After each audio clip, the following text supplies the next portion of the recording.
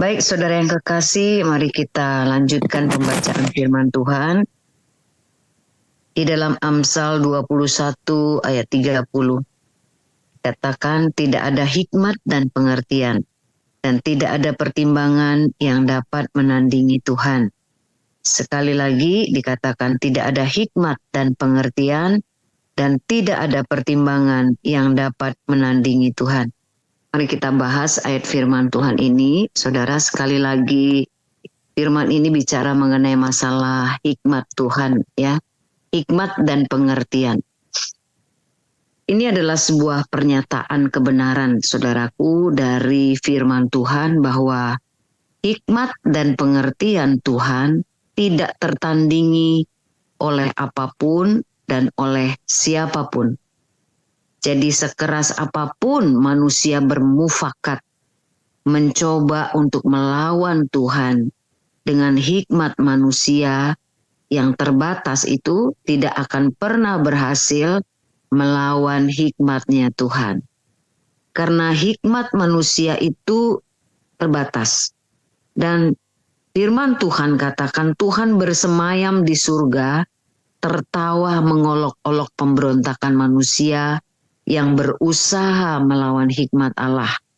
Seperti itu gambaran di dalam Mazmur 22 ayat 4. Karena memang dari Tuhanlah bermula segala hikmat itu. Amsal 2 ayat 6 dikatakan, karena Tuhanlah yang memberikan hikmat, dan dari mulutnya datang pengetahuan dan kepandaian. Jadi segala hikmat dan pengetahuan serta kepandaian itu berasal daripada Tuhan. Tuhan yang memberikan hikmat. Berarti Tuhan itu yang memiliki hikmat. Dan tidak mungkin Tuhan memberi sesuatu yang Ia sendiri tidak miliki. Jadi dari mulut Tuhan datang pengetahuan dan kepandaian. Artinya apa? Artinya bahwa pada Allah itu ada gudang berisi hikmat, pengertian, ada pengetahuan, ada pengertian, ya. Saudara, Tuhan pemilik semua itu. Dan setiap orang yang membutuhkan hikmat itu dapat memintanya daripada yang empunya hikmat, yaitu Tuhan. Di dalam Yakobus 1 ayat 5 dikatakan, ya saudara, tetapi apabila di antara kamu ada yang kekurangan hikmat, hendaklah ia memintakannya kepada Allah, yang memberikan kepada semua orang dengan murah hati dan dengan tidak membangkit-bangkit, maka hal itu akan diberikannya kepadanya. Nah, saudara, dikatakan di Yakobus 1 ayat 5 ini bahwa kalau di antara kamu ada kekurangan hikmat, baiklah ia memintanya kepada Allah. Dan Allah yang murah hati itu, Dia akan memberikan dengan tidak membangkit-bangkit. Dia akan memberikan kepada orang yang dengan iman meminta kepadanya. Jadi dengan murah hati Allah akan memberikan hikmat kepada kita. Lalu apa gunanya hikmat itu dalam kehidupan kita sehari-hari? Ya, apa sih gunanya hikmat itu dalam kehidupan kita sehari-hari? Saudara, dalam membuat keputusan-keputusan yang benar, saudara kita membutuhkan hikmat yang benar. Ketika kita, saudaraku, membutuhkan solusi atau jalan keluar untuk menghadapi persoalan hidup saudara, kita membutuhkan hikmat Tuhan. Lalu kemudian dalam kehidupan sehari-hari, kita perlu mengetahui urutan-urutan prioritas hidup. Kita membutuhkan hikmat Tuhan untuk membedakan yang benar dan yang salah. Kita butuh hikmat Tuhan.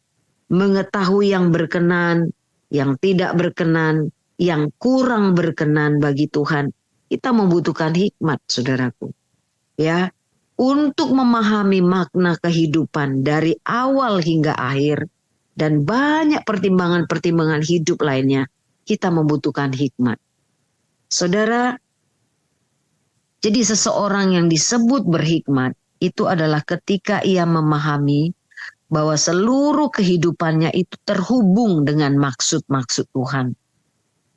Nah, itu sebabnya ia tidak akan hidup sembarangan, tapi selalu bertanya kepada Tuhan tentang hikmat-Nya di dalam segala situasi dan menyelaraskannya dengan tujuan-tujuan Tuhan dalam kehidupannya.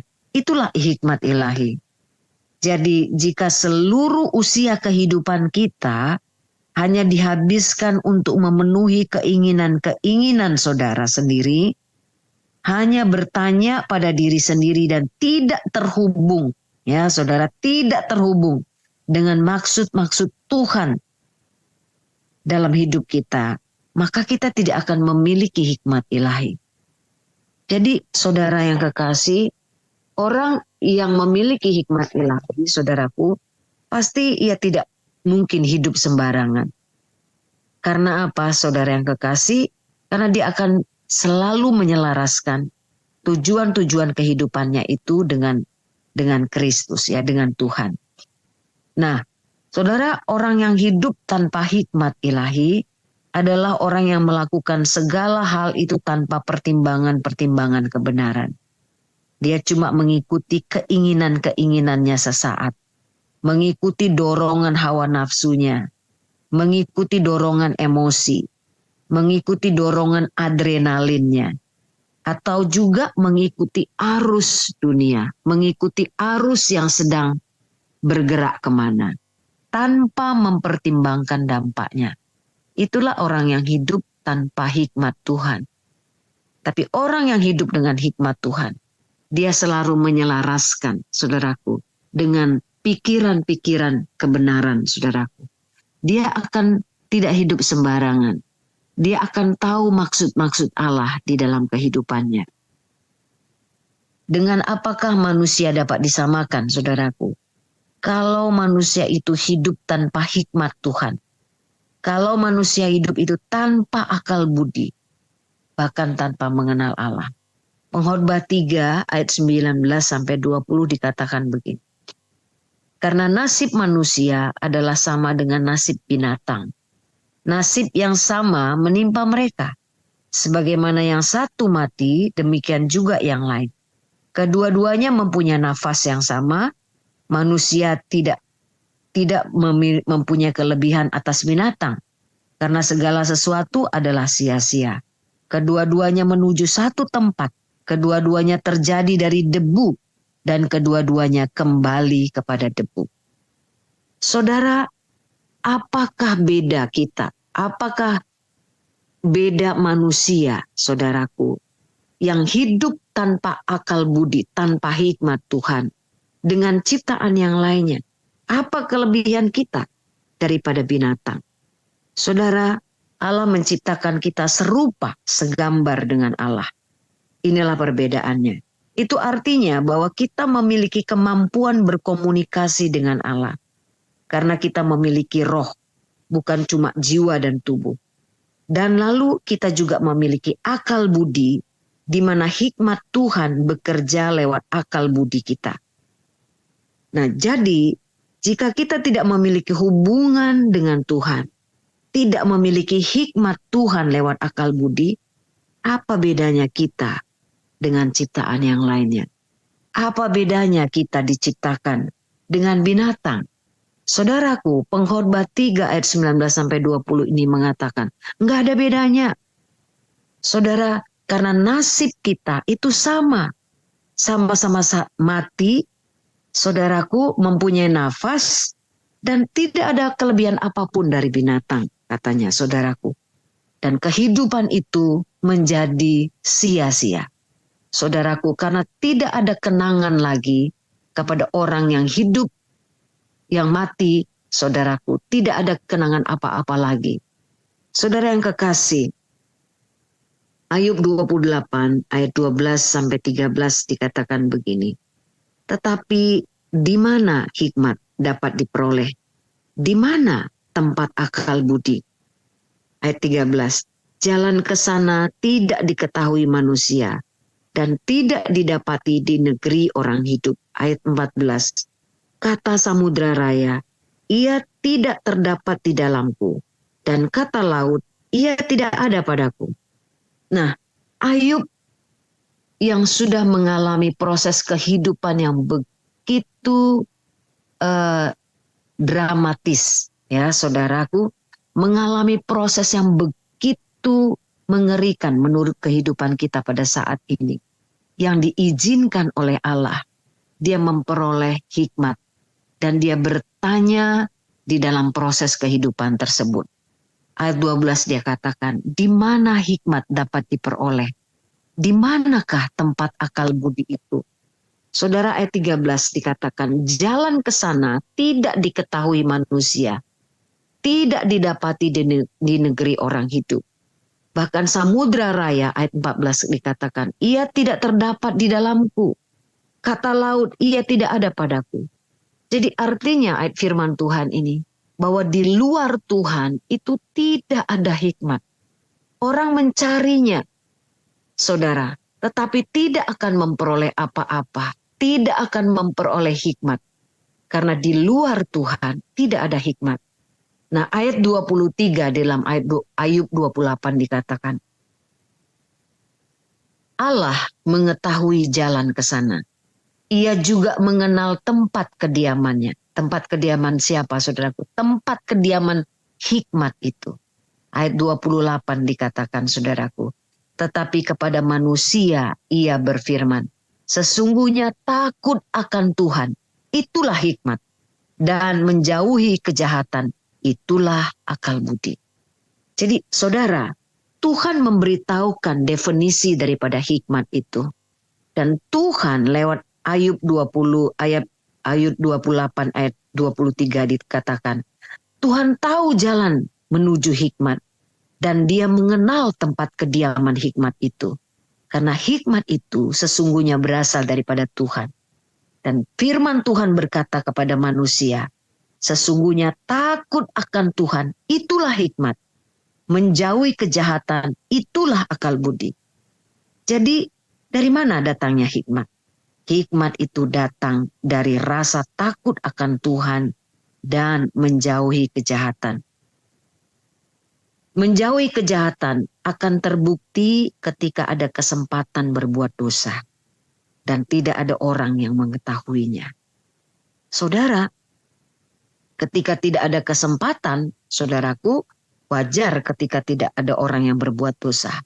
Tetapi kalau peluang atau kesempatan berbuat dosa itu selebar-lebarnya di depan kita, saudaraku, ada kesempatan berbuat dosa dan tidak ada orang yang mengetahuinya. Saudara yang kekasih, itu tidak akan saudaraku dilakukan tanpa rasa takut akan Tuhan. Jadi artinya, saudaraku, hikmat Tuhan itu datang ketika ada rasa takut akan Tuhan dan menjauhi kejahatan. Nah, selama orang Kristen berlaku kompromi dengan dosa, maka hikmat Allah akan sulit ditemui. Jadi hikmat Allah itu tidak ada hubungannya dengan ilmu pengetahuan akademis. Ada orang yang memiliki ilmu akademis yang tinggi, tapi dia tidak memiliki hikmat untuk memutuskan suatu perkara dengan benar. Ada orang yang memiliki, saudaraku, ilmu akademis yang tinggi, saudaraku. Latar belakang, saudaraku, keluarga yang kaya, yang memiliki ilmu pengetahuan. Tetapi tidak mampu menyelesaikan masalah dengan benar, dan lain sebagainya. Jadi hikmat itu ada kaitannya antara takut akan Tuhan dan praktek hidup benar. Sekali lagi, hikmat Tuhan itu ada kaitannya antara takut akan Tuhan dan praktek hidup benar. Yesaya 29 ayat 13 sampai 14 dikatakan begini. Dan Tuhan telah berfirman, oleh karena bangsa ini datang mendekat dengan mulutnya dan memuliakan aku dengan bibirnya, padahal hatinya menjauh daripadaku dan ibadahnya kepadaku hanyalah perintah manusia yang dihafalkan. Maka sebab itu sesungguhnya aku, firman Tuhan katakan, akan melakukan pula hal-hal yang ajaib kepada bangsa ini. Keajaiban yang menakjubkan. Hikmat orang-orangnya yang berhikmat akan hilang. Dan kearifan orang-orang yang arif akan bersembunyi. Saudara yang kekasih, jadi hikmat Allah itu ada kaitannya antara takut akan Tuhan dan mempraktekkan hidup benar. Tetapi ketika satu bangsa yang coba mendekat dengan Allahnya dengan bibir, tetapi perilaku hidupnya itu jauh dari kebenaran, saudara, firman ini katakan Tuhan akan membuat sebuah keajaiban yang menakjubkan. Hikmat orang-orang yang berhikmat itu akan hilang. Kearifan orang-orang yang arif itu akan bersembunyi. Maka tidak ada hikmat, saudaraku, di sana. Jadi saudaraku, jadi ketika satu bangsa itu coba mendekat Allah dengan bibir tapi perilakunya jauh daripada kebenaran, maka tidak akan ada hikmat berdiam di sana. Meski tampilan luarnya itu sangat agamis, ya, tata cara ibadahnya sangat khusyuk dan mengagumkan. Tetapi saudaraku, dapat dipastikan itu tidak ada hikmat Allah di sana. Karena memang hikmat itu tidak ada di luar Tuhan.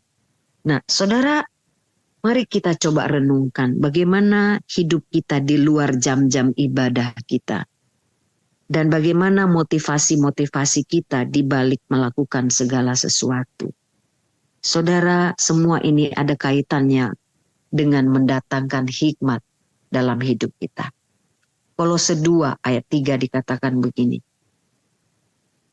Sebab di dalam dialah tersembunyi segala harta hikmat dan pengetahuan. Sekali lagi, Kolose 2 ayat 3 dikatakan, sebab di dalam dialah tersembunyi segala harta hikmat dan pengetahuan. Karena dia pemilik hikmat itu. Dan dia, di dalam dia itu tersembunyi segala harta hikmat.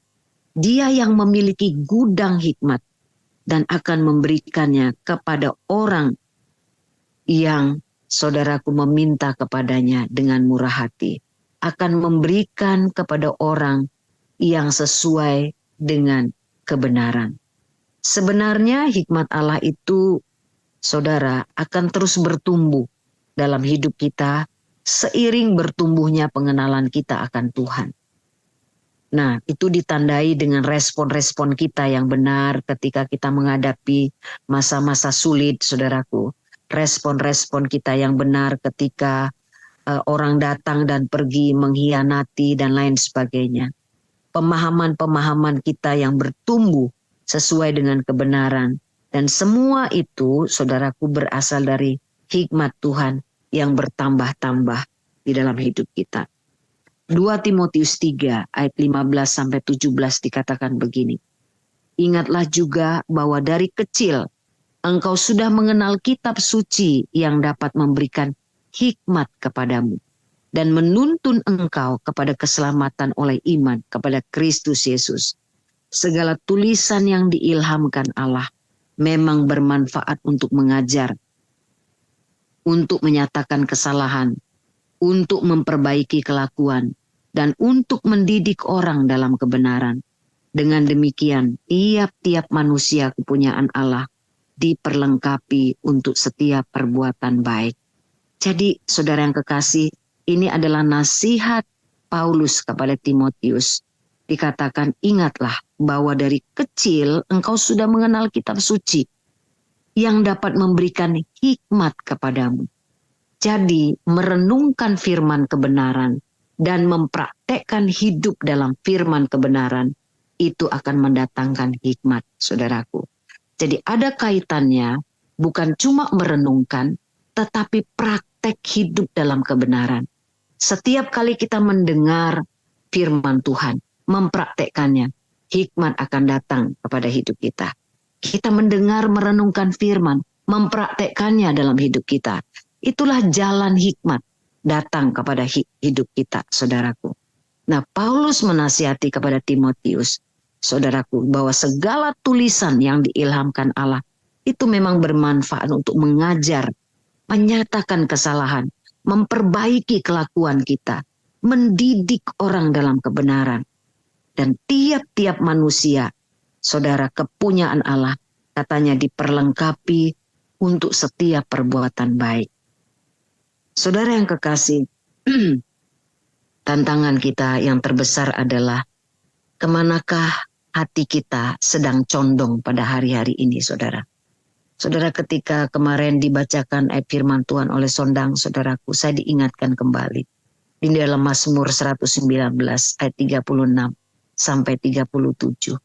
Condongkanlah hatiku kepada peringatan-peringatanmu dan jangan kepada laba. Lalukanlah mataku daripada melihat hal yang hampa. Hidupkanlah aku dengan jalan-jalan yang kau tunjukkan.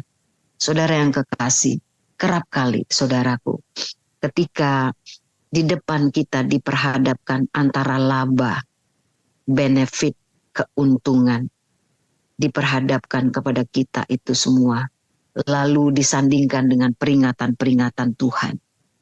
Nah, saudara, tidak salah, tidak ada kesalahan dengan laba. Tetapi ketika itu bertentangan dengan firman Tuhan dan tidak ada orang yang mengetahuinya, saudara, itulah ujian bagi kita untuk memperoleh hikmat. Apakah kita, saudaraku, mencondongkan hati kita kepada peringatan-peringatan Tuhan, atau justru hati kita sedang condong kepada keuntungan bagi diri kita sendiri? Saudara, tidak ada jalan yang lain untuk memperoleh hikmat kecuali kita mempraktekkan kebenaran. Firman ini dikatakan, lalukanlah mataku daripada melihat hal-hal yang hampa. Hidupkanlah aku dengan jalan-jalan yang kau tunjukkan kepadaku. Mari kita berdoa, saudara. Bapa, terima kasih untuk pagi hari ini. Engkau mengingatkan kembali. Tuhan, biarkanlah hati kami condong kepada Engkau dan bukan kepada hal yang lain. Dunia ini semakin jahat. Kian hari, Tuhan, kian menantang kehidupan kami. Bahkan firman-Mu katakan, kalau harimu tidak dipercepat, maka orang-orang benar pun bisa memiliki kecenderungan Tuhan jauh daripada Engkau. Tuhan, kami berdoa di dalam nama Tuhan Yesus, supaya hati kami Engkau jagai, Tuhan. Supaya kami tidak menyimpang dari jalan-jalan-Mu. Kami rindu hidup sesuai dengan firman-Mu. Biarlah kami bertumbuh di dalam hikmat Allah. Hidup kami menjadi berkat bagi banyak orang. Yesus Kristus, itulah kerinduan kami sampai akhir hidup kami. Kami tidak pernah menyimpang daripada jalan-jalan-Mu. Condongkanlah hati kami, Tuhan, kepada peringatan-peringatan-Mu. Dan lalukanlah mata kami daripada melihat hal-hal yang hampa. Biarlah hidup kami diisi dengan kebenaran, diisi dengan kecintaan akan Engkau. Tuhan, di tengah-tengah dunia yang semakin sulit ini, Tuhan, biarlah kami kedapatan setia kepadamu, ya Tuhan. Jagailah gereja-Mu, jagailah umat-Mu, Tuhan, untuk mencintai Engkau lebih daripada apapun. Terima kasih Bapa, dalam nama Yesus kami berdoa dan ucap syukur. Amin.